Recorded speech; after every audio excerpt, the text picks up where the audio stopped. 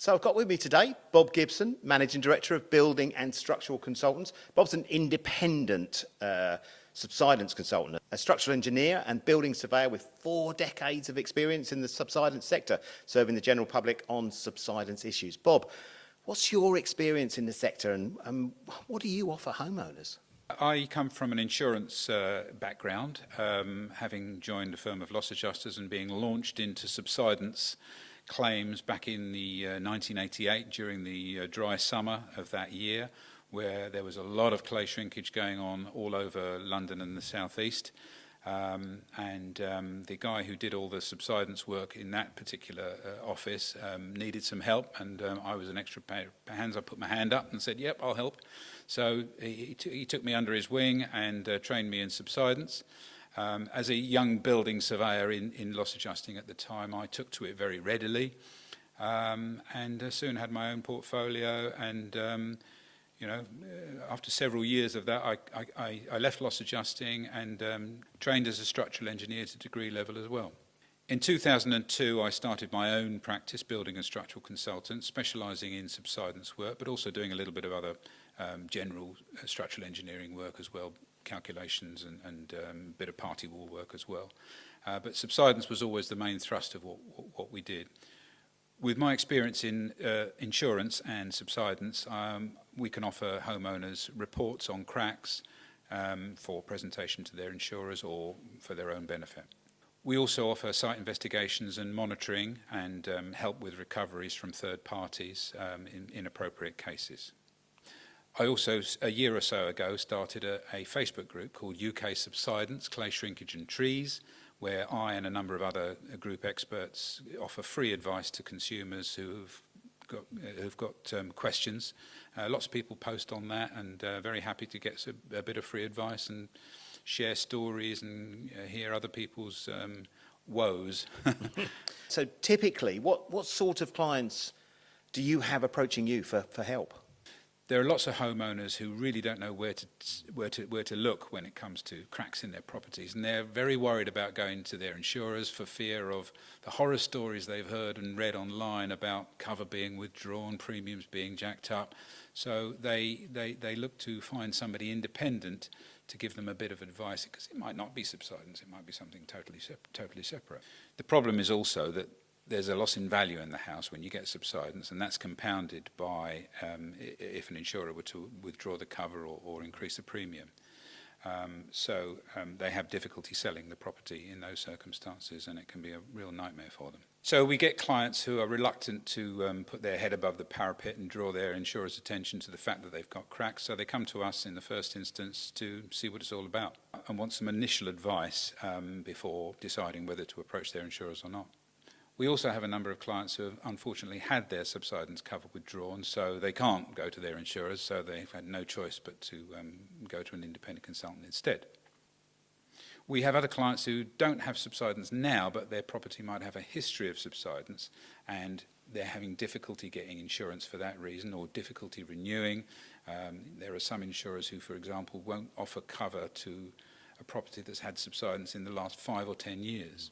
So they want a report confirming that the subsidence is well in the past and there's no history of any further movement, gives it a continuing clean bill of health so that they can get that insurance. We also get some customers who don't have subsidence at all, never had it, and want to keep it that way. So they want some advice on how they should control the vegetation around their property or do a risk assessment on it, whether the vegetation poses a risk or not. It might not do, it might do. We can help them out on that. We have some customers who have had a request to remove their tree by a neighbour who might have subsidence, and they're wondering, do we really need to remove the tree? Or we have others who have trees that they're worried might cause subsidence to their neighbours, and they think, again, do we need to do something about this tree to stop it happening? Again, we can give a risk assessment there and help them decide what action they need to take, if anything. And we have clients who are buying properties who've got undiagnosed cracks in them, and they want to know whether they're subsidence or not. Okay, so why are people so worried about subsidence? Surely it's mostly just a few cracks and things, isn't it? Most properties have a few cracks here and there, don't they? Yeah, it's rarely structurally dangerous or threatening, but it does have a huge impact on insurability, mortgageability, and saleability and hence on property value. No insurer will offer new subsidence cover on a property with ongoing subsidence. Some won't even offer any cover at all on such a property. So it's only saleable to a cash buyer who's going to expect a huge discount. If there is subsidence cover already on the property, then under ABI guidelines, the insurer should offer that cover to an incoming purchaser, which would help with the sale. But this is becoming increasingly difficult now as insurers and lenders are becoming more and more wary of subsidence and looking for reasons to discontinue the risk where it's a high-risk area. Several insurers will only offer cover in cases where the property has been proven stable for a long period, like 5 or 10 years. Is there a takeaway message that you could give to homeowners faced with such a dilemma?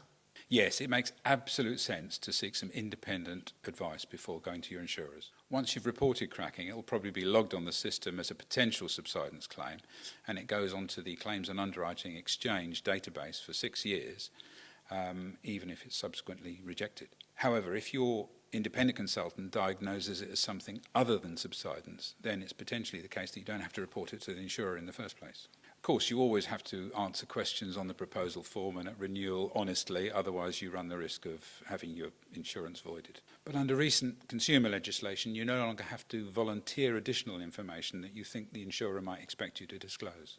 So if your insurer's question does not require you to disclose cracking which has been diagnosed as non-subsidence, then you don't have to.